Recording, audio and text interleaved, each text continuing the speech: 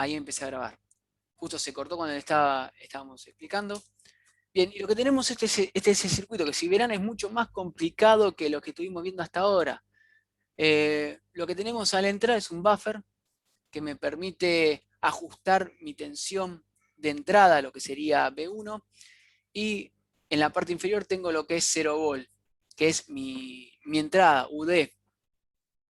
Bien, yo tengo estos valores acá, pues de esa manera yo podría ajustar la entrada para que me dé valores más exactos. Listo. Bien, abrimos el circuito, lo miramos acá, y fíjense, yo cuando tengo 0 volt, habíamos visto que queríamos convertir de 0 volt a 4 mA, y si tenía 10 volt, quería pasar a 20 mA. Si yo pongo 0 volt a mi entrada, bueno, fíjense, tengo 3.31 mA.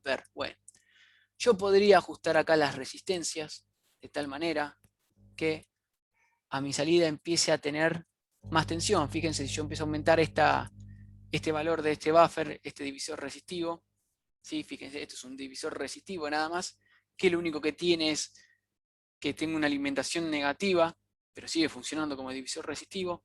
Fíjense, yo aumenté un poquito la resistencia, esta que está acá, y ya tengo 4 mA, 4.09 mA. Si yo ahora acá pongo, por ejemplo, 10 volt, lo que voy a tener son 18.4. Bueno, eso tiene que ver con ya acá ya estamos en la etapa de sintonización de este circuito de conversión de señal, ¿sí? Ahí ya hay que fijarse qué resistencia tocar, qué bajar para poder tener valores mejores. Que haga lo que es, a lo que es nuestro ejemplo, con esto nos alcanza. Lo que hicimos nosotros es directamente tomar los valores de resistencia, ¿sí? Estos valores de resistencia que se dan cuando uno resuelve la ecuación, lo que es el sistema de ecuaciones que les mostré hace un ratito. Lo que uno tiene es que saque esos valores, 25, 500 ohm. Por lo general lo que se busca es que estas dos resistencias, que estas resistencias sean todas iguales para no desbalancear el circuito. Pero fíjense, nuevamente, si yo le pongo acá 5, acá le pongo la mitad 5 volt, uno esperaría tener la mitad de lo que es entre 4 mA y 20 mA. Acá tenemos 12,1 mA. ¿Sí? Este circuito funciona, uno lo puede conectar, puede transmitir 420 mA, puede agarrar la señal, su puente de Winston, conectarle puede conectar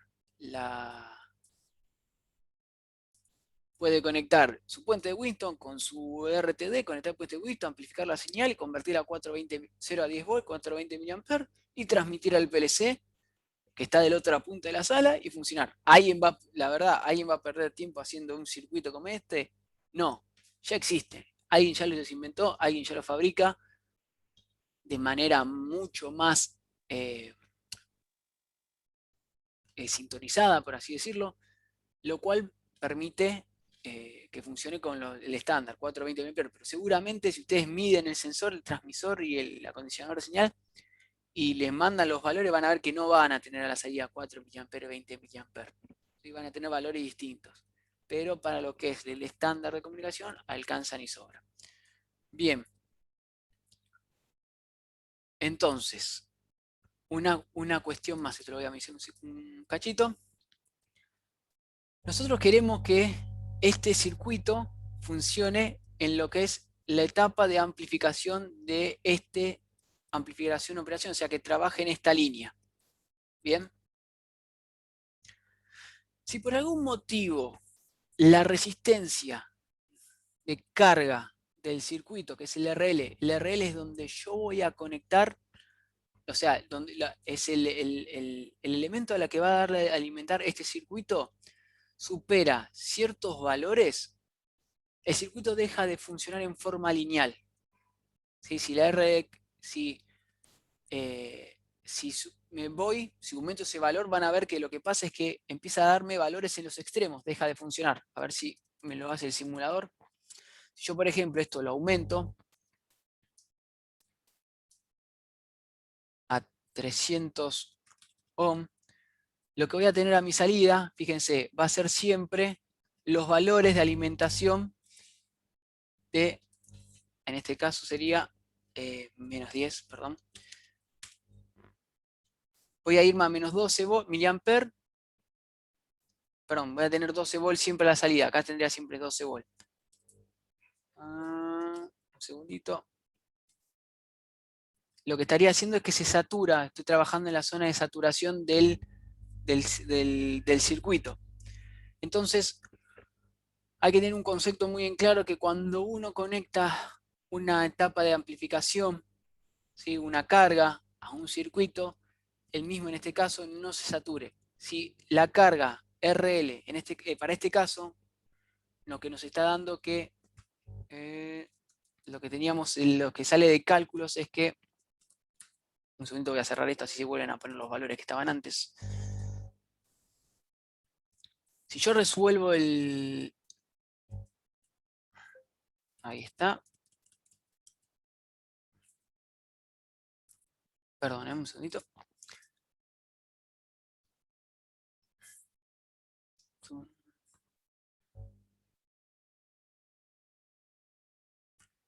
Si yo modifico los valores de este circuito de tal manera que la resistencia esta sea mucho mayor, y la resistencia del cable que está acá, todo este cable, sea mayor que esta resistencia que está acá, lo que voy a hacer es que el circuito empiece a trabajar en su saturación y lo que voy a tener a mi salida son siempre estos valores, 12 volt y menos 12 volt.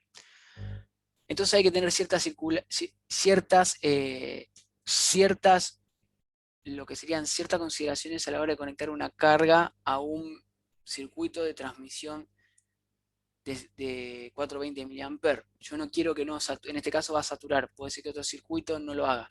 Yo no quiero que el circuito sature, entonces mi resistencia del cable que transmite la señal y la resistencia que está a la entrada del PLC, siempre tiene una resistencia, siempre ahora vamos a verlo en la próxima clase, tiene una resistencia asociada.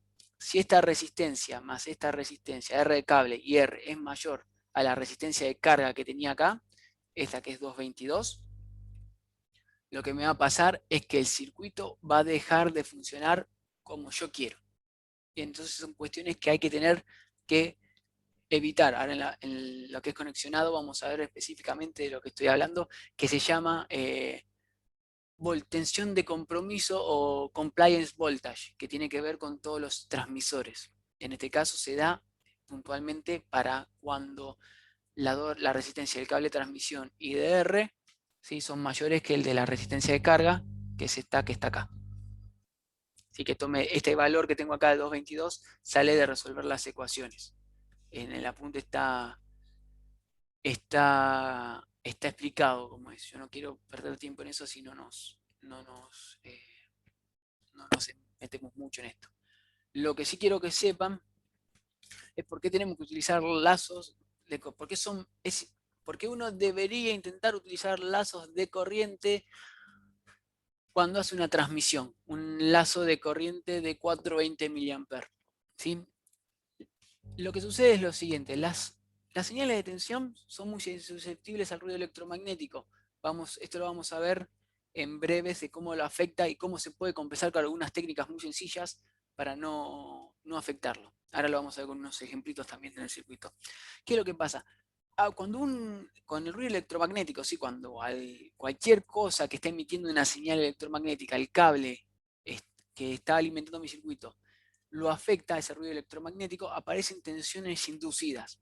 Tensiones parásitas, si ustedes quieren decirlo, la palabra, que hacen que mi circuito no funcione bien, que haya una resistencia mayor al paso de la corriente. La tensión, a medida que uno va viendo a lo largo de un cable, la tensión que yo tengo, por ejemplo, yo arranco con 10 milivolts y el cable que transmito tiene resistencia variable, lo que yo voy a tener es en cada punto del cable una tensión distinta, un potencial distinto. ¿Por qué? Porque en un circuito el potencial de la fuente siempre cae a 0 volt. Siempre. Entre el principio de un circuito y el final de un circuito la tensión siempre cae a 0 volt. Tensión que tenga la que tenga. Si yo alimento con 220, si la potencia que está pasando por el cable es la suficiente para no quemarlo, a la salida del neutro voy a tener 0 volt, siempre. Bueno, pero esas tensiones son más afectadas por el ruido electromagnético que la corriente. Lo que le estaba diciendo recién, en el punto 2, las señales de tensión pueden verse modificadas por la resistencia de los cables que la transmiten. Cosa que no es buena, porque si yo quiero transmitir 10 volt y la resistencia del cable hace que me caiga la tensión a 5 volt, yo estoy transmitiendo 10 volt diciéndote, che, el valor que tengo midiéndome de temperatura es máximo, y al PLC le llegan 5 volt diciendo, está todo bien, no hagas nada porque el transmisor me está diciendo que hay 5 volt, entonces no está a 120 grados el, el motor, está a 60, está a la mitad. Entonces, eso es un problema, porque estaría prendiéndose full motor y el PLC, el automatismo, no estaría frenando una bomba, por ejemplo. Si se envía un valor de corriente por un cable, este valor permanece constante. O sea, si yo mando 20 mA por un cable, va a haber siempre 20 mA, siempre y cuando la fuente que está este es tiempo el cuento del tío. Va a haber siempre 20 mA, siempre y cuando la fuente que está alimentando ese lazo de corriente me pueda dar lo que es la tensión de compromiso. Eso ahora lo vamos a explicar. Transmitir 24 mA permite detectar pérdidas en el cableado. ¿Por qué? El 4 mA se conoce como cero vivo. ¿Qué quiere decir eso? Que yo sé que por más que haya 4 mA, que sea el valor más bajo que tiene mi lazo, ese valor me está indicando que el circuito está funcionando, sigue funcionando, la transmisión está. Si de golpe la corriente cae a 0 mA, quiere decir que algo pasó con el lazo de corriente. Yo con un lazo de tensión de menos 10 volt a 10 volt o de 0 a 10 volt, eso no lo puedo medir, porque no tengo forma de saber cuándo dejó de funcionar. Si tengo 0 volt, puede ser tanto que o me está mandando 0 volt mi circuito, que me está diciendo, che, hay 0 volt, o porque se rompió el circuito. Entonces no tengo forma de saberlo. Lo mismo con 10 menos 10 volt a 10 volt. Si me aparece 0 volt, es un valor válido. Entonces por eso se utiliza el estándar de 420 mA, porque me permite hacer un autodiagnóstico de cómo están mis lazos de mis transmisiones. Si mis circuitos están funcionando, si estoy recibiendo señales en mi PLC y demás. Por ejemplo, lo que tenemos acá a la izquierda es un PLC de la marca Schneider, un M de la familia M221. Es un circuito muy común, y lo que tenemos acoplado acá es un módulo de entradas, lo que son entradas analógicas. Bien, por lo general, eh, los PLC que uno compra, lo que son los BIL, vienen con algunas prestaciones, unas pequeñas, dos entradas analógicas, una cierta cantidad de entradas digitales y de salidas. Por ejemplo, en este caso, este PLC que está a la izquierda, el M221, tiene dos entradas analógicas de 0 a 10 volt. Y si uno quiere, por ejemplo, que son 0 a 10 volt, si no el fabricante no estipula de otra manera, son 0 a 10 volt.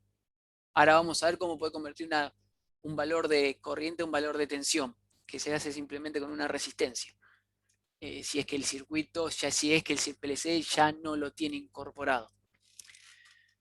Pero por ejemplo, este módulo que está acá de costado, que ahora no recuerdo el nombre, tiene por ejemplo, puede aguantar de 0 a 10 volt, lo que son menos 10 volt a 10 volt, 0,20 mA, 420 mA. Fíjense, hay un montón de estándares en la industria que según el ambiente, según cómo sea afectado el PLC, uno puede utilizarlos. No es que está así siempre 420 mA, porque sí, uno puede conectar 0 a 10 volt, conecta 0 a 10 volt, porque es mucho más intuitivo. ¿Sí? Las tensiones, trabajar con tensiones es mucho más intuitivo que trabajar con corrientes. De hecho, por lo general, uno siempre trata de convertir el valor de una corriente en un valor de una tensión, porque puede entender cómo es que se transforma. 420 mA es algo raro. ¿Cuál es la mitad de 420 mA? Y tenés que hacer el cálculo, no puedes pensar, tenés que hacer un cálculo. ¿Sí? Si yo te digo cuánto es la mitad de 0 a 10 volt, ya sabes rápido, es 5. No, o sea, estás acostumbrado a trabajar con esos valores. Justamente tiene que ver con los dígitos de la mano, 0, 10 volt, 10 dedos. O sea, están hechos a propósito, tienen esas cuestiones. Pero lo que estamos viendo en el punto, lo que era, por ejemplo, los valores de la tensión y cómo se ven afectados. Yo tengo armado acá un circuito para que ustedes puedan verlo. Bien, fíjense, a ver si recuerdo. Si yo tengo 5 volt, por ejemplo, y esta es la 250, la resistencia que yo tengo en mi PLC, imaginen que la resistencia del cable que lleva mi valor de tensión es de 2.24 ohm. No es un valor descabellado, uno puede tener un valor en un cable de transmisión bastante largo, puede tener este valor. Uno, para saber cuánta resistencia tiene por metro, tiene que ir a la hoja tabulada del fabricante del cable y le dice cuánto ohm por metro tiene o cuántos ohm cada 1000 metros tiene ese cable. 224 no es un valor descabellado, puede suceder que encuentren una resistencia de ese valor. Por ejemplo, si el cable está mal empalmado, si está mal soldado, si la unión que hicieron está mal, si por algún motivo el mallado o la pantalla que tiene alrededor del cable está dañada. Son valores, un valor de 224 ohm es un valor de resistencia súper bajo. Fíjense, si yo lo alimento con 5 volt, acá yo en este lugar, sobre mi resistencia, en la resistencia del cable, tengo una caída de tensión, ¿sí? Dada por la ley de Ohm, que es B igual a I por R.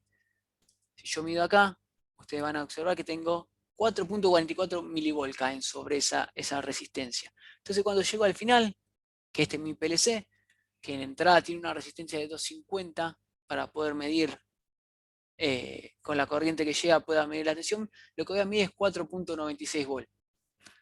Si la resistencia del cable comienza a aumentar, por algún motivo, razón o circunstancia, yo voy a empezar a medir cada vez menos valores más bajos.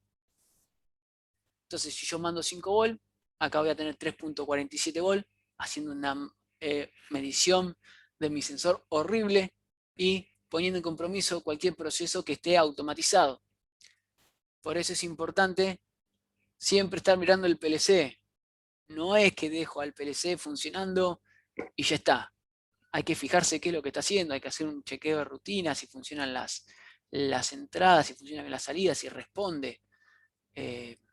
Si es complicado, uno debería saber bastante sobre el PLC, meter mano a PLC para poder hacer eso, pero por lo menos dar un diagnóstico rápido, decir, che, acá el problema no es el PLC, acá hay otro problema que tiene que ver con los sensores.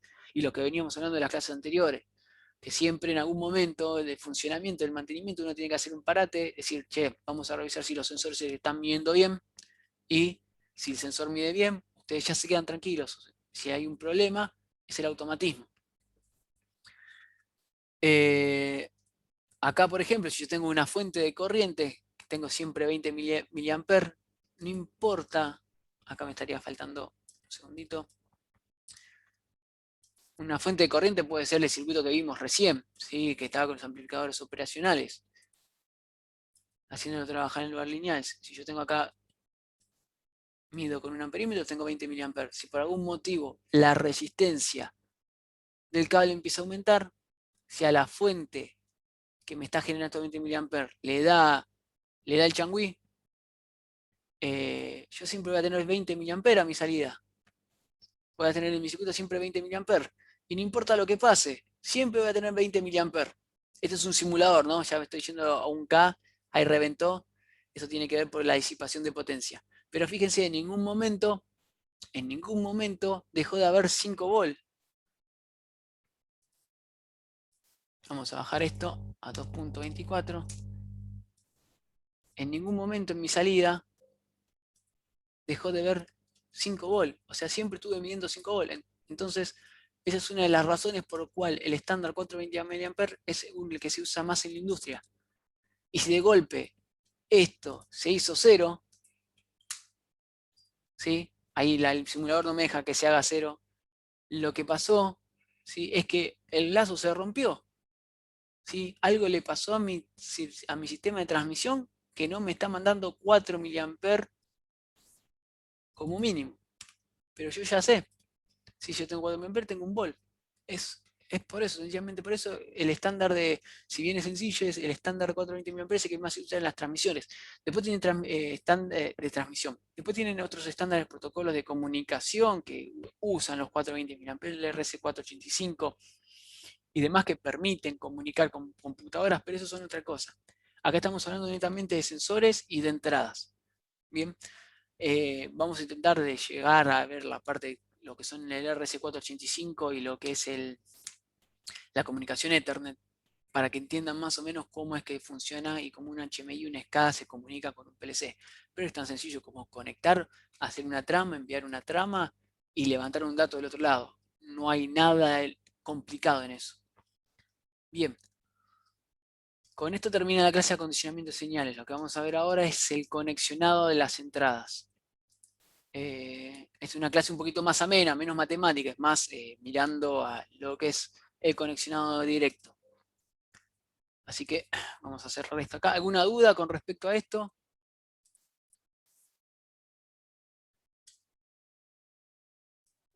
No, después, Nicolás, el tema de poder medir las entradas para la verificación. Sí, sí, Hay una variedad ahí, pues, depende del sensor y depende de un montón de cosas, ¿no? sí. Seguramente, pero Vos, eh, perdón. sí. No, no, perdón, me lo pasa que hablas y se apaga y parece que dejaste de hablar. Entonces, decime. No, no,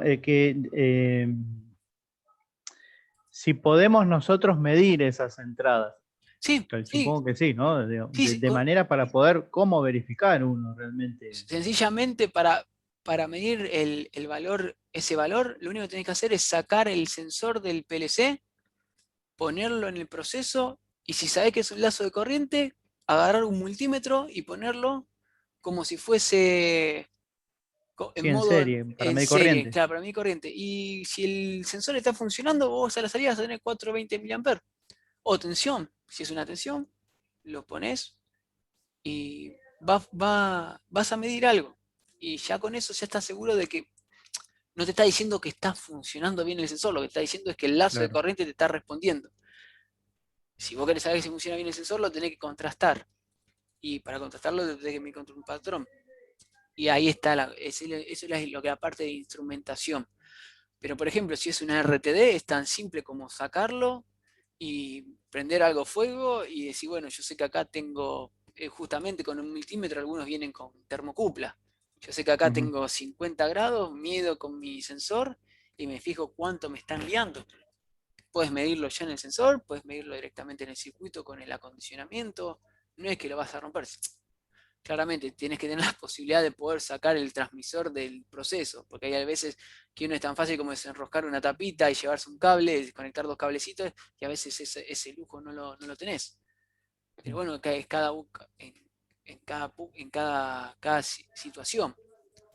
Hay ciertos sensores que no lo podés sacar del proceso, hay sensores que están en lugares peligrosos que no podés hacer la verificación, que esperás a la ruptura y cuando se rompió lo cambiás directamente y volvés a un parate total del proceso, cambiás el sensor, pones otro y volvés a arrancar, siempre y cuando hay que ver las consideraciones. Siempre uno debería tener, por ejemplo, si en el caso de tener que medir la temperatura del eje de un Mitchell, de un motor, debería tener una RTD, una termocupla de repuesto para cambiarla y saber que funciona bien y la cambiás, te llevas la que está en el proceso, las medís, te fijas que está funcionando bien y listo. Eh, Básicamente el automatismo después es programar y fijarse, cuando pasa esto, si mido 90, apago el equipo, si no, esto, es lógico, una vez que uno entiende lógicamente el proceso, cómo son las variables, cómo van funcionando, después está la parte de programación, que no es nada del otro mundo, es aprender a usar una herramienta. Nada más es un programa. Y es tan fácil, no lo jodo, es tan fácil como poner bloquecitos que se conectan uno atrás de otro con un cablecito, con un dibujo. Hoy por hoy es eso. No hay, no hay nada complicado. Y nosotros lo vamos a hacer eso, aunque sea con un ejemplo de lo que son el arranque de dos bombas para llenar de un tanque. Lo único que cambia son los sensores y qué importancia tiene cada uno de los sensores para poder hacer que el automatismo funcione, las etapas que uno tiene que fijarse. No es, no es mucho más complicado. O por ejemplo, cuando arranca una...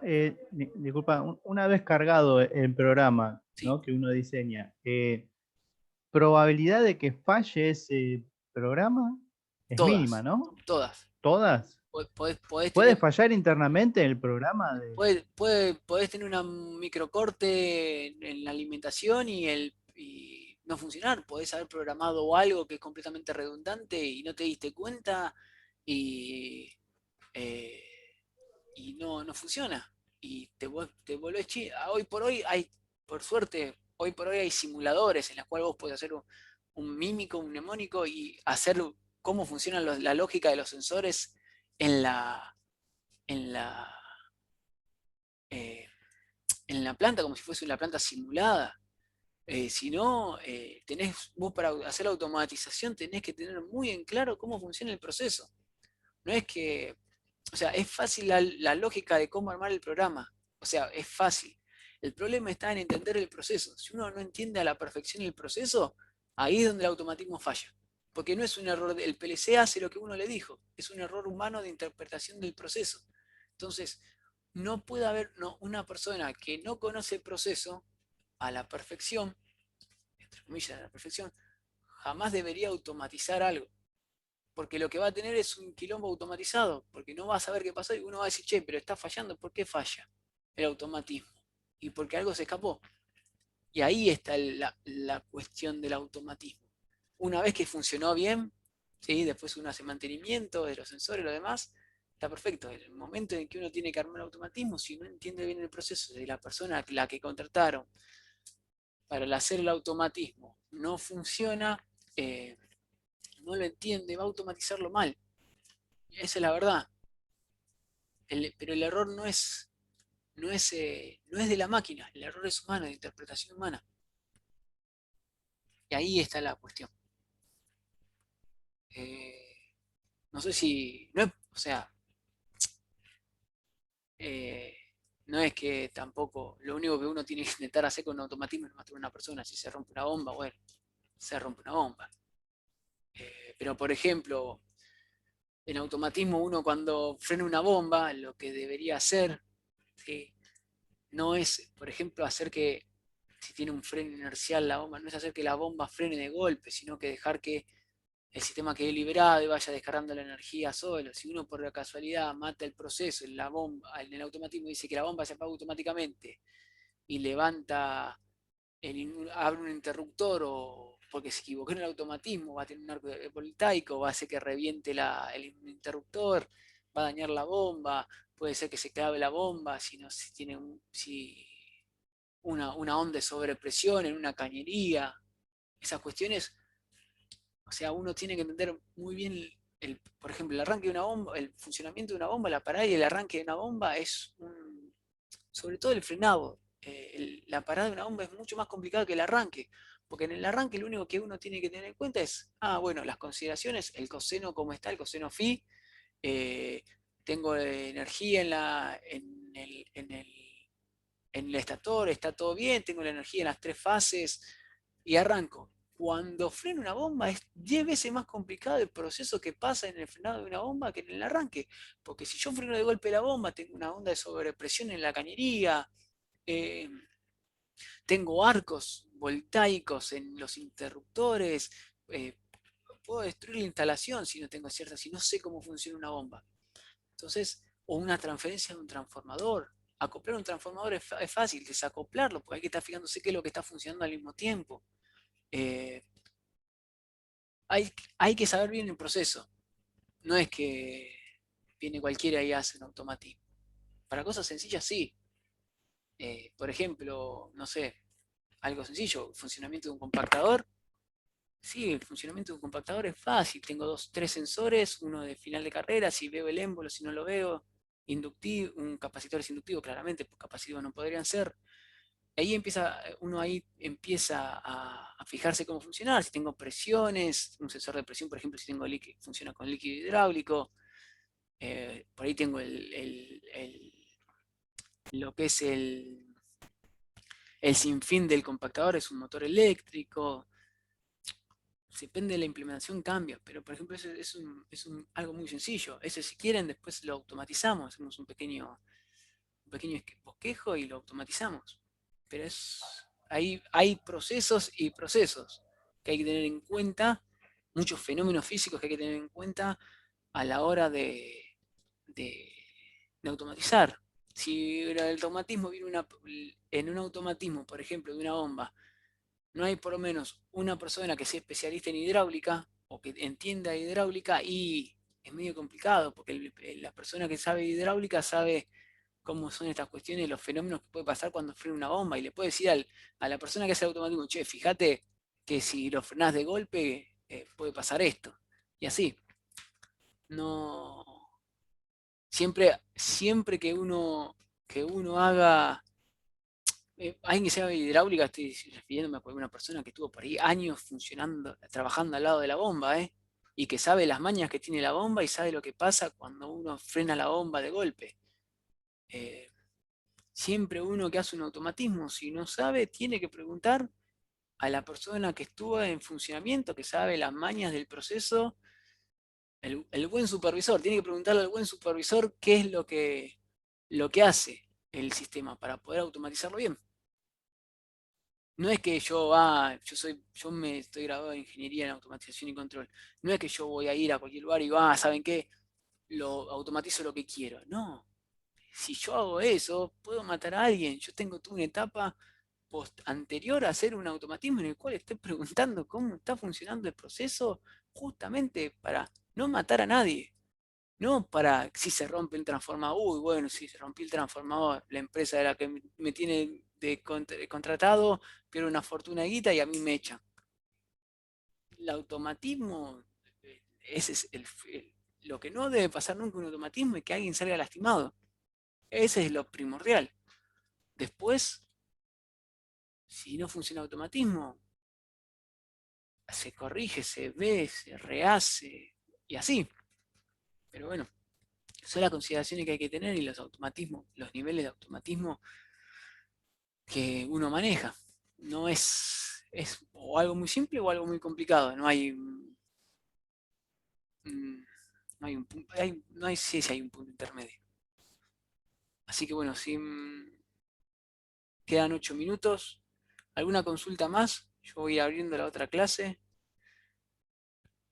Así, mientras tanto, esta clase es más amena, tiene que ver como ya con el fierro, ya como conectar el equipo. Lamentablemente no tenemos los laboratorios, no contamos con laboratorios para conectarlo directamente y aprenderlo sobre la marcha, ¿no? Pero tiene que ver más que nada para que ustedes vamos a empezar a ver unos manuales ahora para que se vean que automatizar no es complicado, es mucho tiempo de estar sentado y estar leyendo. Y saber el proceso y saber las herramientas con las que uno cuenta y qué hace cada herramienta y para qué sirve. Clase 4 conexionada. Bien. La presentación está. Bien. Nicolás, Sí, escucho. ¿qué tal? Javier Vargas te habla. Sí, Javier.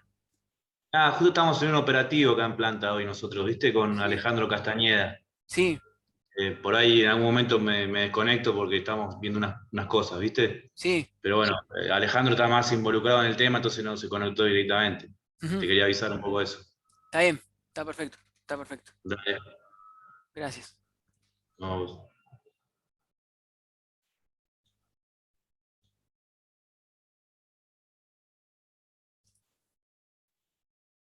Ahí está. Bien. ¿Alguna consulta más? Quedan 5 minutos, no sé si esperar o arrancar de por sí. Si tiene alguna duda. Le voy comentando. Yo en estos días sí estuve viendo la fecha, seguramente quede para el 14 el parcial. Voy a estar mandando este fin de semana unas preguntas para hacer la clase de repaso. Yo sé que son bastante extensas las clases, son con mucho contenido, son a punto de 60 carillas más o menos, y son conceptos bastante duros a veces de entender, que llevan mucho tiempo. Incluso hoy por hoy a mí me, me- hoy por hoy, después de 6 años después de haber terminado la universidad, hay conceptos que los sigo leyendo y todavía no los entendí. Y, y voy aprendiendo de a poquito, y hay cosas que armando las clases para ustedes me fui dando cuenta de que podía las entendía mejor que cuando era alumno y que, bueno, por suerte mejoré. Otras que por ahí voy a poder contestarles, otras que no, es normal. Nosotros tenemos, ahí están viendo el PPT, que dice clase 4 Sí, se conexionado a ve. entradas. Sí, sí. Perfecto. Sí, sí. Lo que les iba diciendo, voy a mandarle un cuestionario, sí, seguramente el parcial vaya a ser un multiple choice, no vamos a hacerlo por la plataforma, por Classroom, Google Phone, ¿sí? Van a ser puntuales, preguntas muy puntuales. Yo no pretendo que ustedes de acá salgan automatizando absolutamente nada, sino que ante un automatismo o un PLC puedan entender lo que están haciendo. La única forma de aprender a hacer eso es sentándose, conectando equipos y renegando. No hay otra manera. Estuvimos hablando con la gente de automatismo de lo que es la ISC de AISA para ver si en las últimas clases pueden tener ustedes una charla, aunque sea en lo que es la virtualidad, que puedan tener con Martín Cassineira, con Gabriel Kerr, que son las personas responsables de automatismo de la empresa, para que les explique cómo es que un PLC se comunica con un HMI. Así por lo menos entienden qué es lo que está haciendo. Estuvimos hablando con la gente, con ellos que ellos en algún momento trataron de hacer tipo un taller sobre automatización que era mucho más extenso que este, que les permitía, tenían parte de lo que es programación. Nosotros con la gente de la Fustrasafore vamos a tratar de llevar a ese punto, en la que usted en algún momento tenga laboratorios. Hoy por hoy esto está muy, muy verde, así que va a ser mucha teoría, poca práctica, lo cual es una lástima porque eh, esto es la única forma de aprenderlo, es conectando, desconectando y quemando cosas. No, no hay otra manera. Claramente con esto lo que vamos a empezar a ver es es la cuestión de cómo poder, en el conexionado, cómo poder proteger nuestros PLC, cómo conectar nuestros sensores para no quemar absolutamente nada. Y porque es importante, esta clase sí es importante, sobre todo para lo que es mantenimiento, porque tiene unos conceptos muy, muy puntuales sobre los que son los automatismos, cualquier sistema automatizado, que va a servir para que ustedes en el mantenimiento puedan entender qué es lo que, si es que ya no lo entienden claramente, ¿no? Lo que es el automatismo, cómo está conectado, dónde se conecta, qué es lo que están mirando y demás. Para que se den una idea de por qué es importante esta clase, si uno busca el precio de por ejemplo, de un Modicon, de un Schneider Modicon muy sencillo, por ejemplo, este es el que estábamos viendo recién, sale 50.000 pesos, 60.000 pesos para conectar, muy básico, este PLC prácticamente se pueden hacer programitas muy sencillos para controlar entradas y salidas digitales. Tiene acá una entrada analógica, que son las que estaba mencionando recién, pero el precio es bastante alto. ¿Sí? No, entonces hay que tener ciertos recados por si uno se compra uno de estos equipos para la casa, si quiere automatizar la casa, que simplemente prender o sea, con lo que vamos a ver, ustedes podrían comprarse un PLC chiquitito, ponerlo en la casa y programar luces, por ejemplo, con relés, prender y apagar una luz,